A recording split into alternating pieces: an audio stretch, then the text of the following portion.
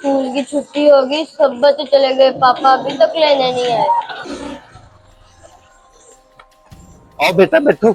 Uncle आप कौन है? मैं नहीं आपको जानता। बेटा मैं आपके पापा का दोस्त हूँ, आज वो बिजी थे तो उन्होंने आपको लेने मुझे भेजा है। मगर अंकल मैंने तो अपने पापा के साथ आपको कभी नहीं देखा। अरे बेटा मैं आपके पापा के साथ ऑफिस में काम करता हूँ, आपके घर में कभी आया नहीं, इसलिए आपने मुझे देखा नहीं। अली बेटा, हालात बहुत खराब है।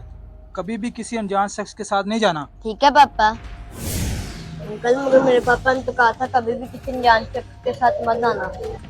रुको बेटा, मैं आपके पापा की आपसे बात करवाता हूँ। हेलो, ये बात करें।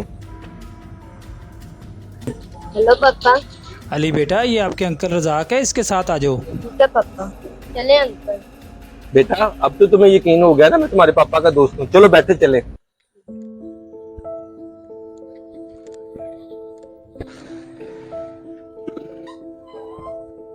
ये लो बेटा, आ गया आपका घर।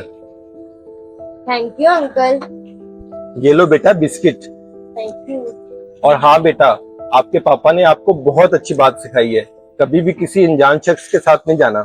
अपने बच्चों की तरबियत कुछ इस तरह से करें कि कभी भी अनजान शख्स के साथ ना जाएं। वीडियो अच्छी लगे तो शेयर लाजमी करें।